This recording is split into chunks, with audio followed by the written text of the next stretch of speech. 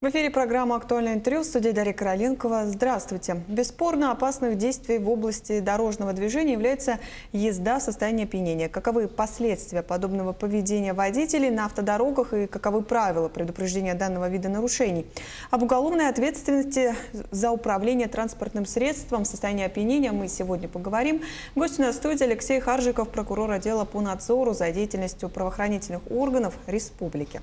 Алексей Георгиевич, здравствуйте. Здравствуйте. Давайте начнем с того, какая вообще ответственность сейчас предусмотрена за управление транспортным средством в опьянении. Да, в состоянии опьянения предусмотрено два вида ответственности. Это первая административная ответственность в виде штрафа и лишения права управления транспортным средством. И второй в случае совершения повторного правонарушения предусмотрена уголовная ответственность по статье 264 прим. 1 Уголовного кодекса Российской Федерации. Там максимальное наказание составляет 3 года лишения свободы. В каком случае лицо считается находящимся в состоянии опьянения? Либо в случае, если его состояние опьянения будет установлено с соответствующим исследованием, либо в случае отказа от прохождения освидетельствования. Какая сейчас ответственность предусмотрена за управление транспортным средством в состоянии опьянения алкогольного? Вот, повторюсь, первый вид ответственности – это административная ответственность. И второй, в случае совершения этого повторного управления транспортным средством в состоянии опьянения предусмотрена уголовная ответственность. Максимальное наказание там составляет до 3 лет лишения свободы. Кроме того, предусмотрен законодательным дополнительный вид наказания – это конфискация транспортного средства, принадлежащего обвиняемому. Хочется пройтись по статистике. На территории республики в последние годы фиксируется снижение общего числа дорожно-транспортных происшествий. Вместе с тем число дорожно-транспортных происшествий, совершенных в состоянии опьянения, остается значительным. В текущем году у нас уже есть зарегистрировано 8 таких преступлений, в ходе которого 1 человек погиб и 11 получили травмы. Это очень такая серьезная статистика. Эти преступления совершались на территории города Якутска, Алданского, Верхневилюйского, Горного, Алекминского и Усть-Алданского районов. Пользуясь случаем, хочу обратиться к гражданам, поскольку необходимо проявлять сознательность, поскольку, на мой взгляд, применима аналогия. Представим ситуацию, если бы лицо, находящееся в состоянии опьянения в населенном пункте, стреляло из оружия. Любой бы гражданин сразу позвонил, сообщил правоохранительные органы, что такая ситуация имеет место быть, и это правильно. Хотя там человек, который находится вблизости, он понимает, что происходит какая-то ситуация такая, и может принять меры по своему спасению. Да? А в случае, если лицо совершает дорожно-транспортное происшествие в состоянии алкогольного опьянения или наркотического опьянения, пострадавший у нас до последнего времени не понимает, что может произойти какая-то нештатная ситуация, он находится в более худшей ситуации.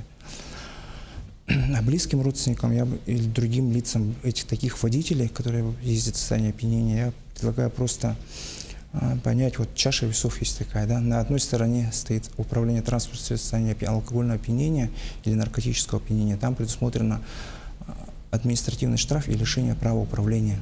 А в случае, если, не дай бог, это лицо, находясь в состоянии опьянения, совершит дорожно-транспортное происшествие, в ходе которого погибнут другие люди, наказание ужесточается сразу до 15 лет лишения свободы предусмотрено наказание.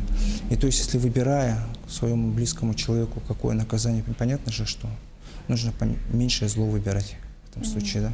Поэтому правосознание граждан у нас в этой части растет. Начинают у нас люди тоже обращаться, предупреждать, что вот мы знаем, что такое-то лицо может находиться в состоянии опьянения, управлять транспортным средством, и априори это может привести к тяжким последствиям для других граждан. Алексей Георгиевич, насколько ужесточается ответственность водителя, совершившего дорожно-транспортное происшествие с пострадавшими конкретно в состоянии опьянения? Вот я повторюсь, максимальное наказание предусмотрено до 15 лет лишения свободы. Вот еще раз, там либо административный штраф, лишение права управления, если ничего не произошло, либо получается до 15 лет лишения свободы. То есть очень большая разница. Вилка-то очень большая, существенная. Это вот по решению суда, да? Да, конечно, это будет в любом случае по решению суда. Но в одном случае это административное правонарушение, а в другом случае это преступление, если будет совершено. А вот насколько действенна сейчас конфискация транспортных средств у водителей, управлявших в состоянии опьянения? В каком случае применяется изъятие транспортного средства?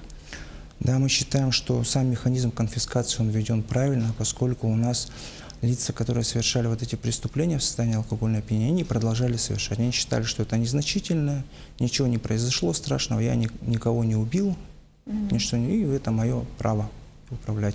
После того, как законодатель ввел ответственность, в том числе конфискацию транспортного средства, понятно, что лицо, которое совершает эти преступления, уже не может совершить, потому что транспортное средство у него изъято.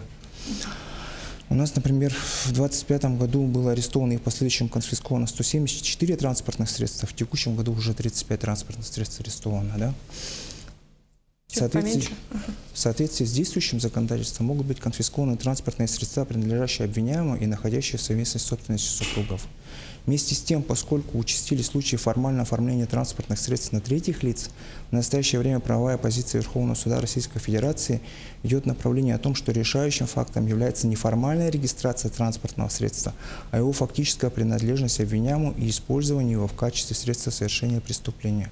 Но, конечно, данные факты нужно будет доказывать в суде. Таким образом, формальная регистрация транспортного средства на третье лицо, на какого-то близкого родственника, бабушку, дедушку, там, маму, папу, сама по себе не исключает возможности конфискации, если будет установлено, что такое имущество фактически принадлежит обвиняемому и использовалось для совершения преступления. Такая практика у нас уже на территории республики есть. В одном из районных судов вынесена по ходатайству государственного обвинителя применена конфискация транспортного средства, поскольку судом установлено, что автомобилем мать не пользовалась, у нее нет водительского удостоверения. А ранее обвиняемый неоднократно попадался, управляя транспортным средством в состоянии алкогольного опьянения. И совокупность этих доказательств послужила основанием, что фактически транспортное средство принадлежит ему, хоть и оформлено на третье лицо, и было конфисковано. Однако данный приговор в законную силу еще пока не вступил. А если вот в первый раз поймали?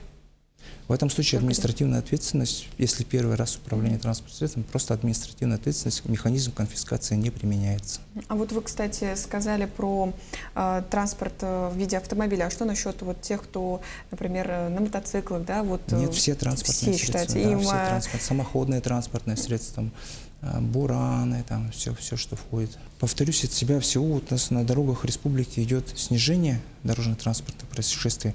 В этом году у нас, например, совершено 89 транспортных происшествий, в ходе которых погибло 3 человека, и 116 получили травмы. Вместе с тем, вот, число водителей, управлявших транспортным средством в состоянии опьянения и совершивших ДТП также остается значительным. Всего в текущем году совершено 8 ДТП, а в 2025 году было совершено 106 таких ДТП. В текущем году уже погиб 1 человек, в прошлом году по итогам года 22 человека погибло.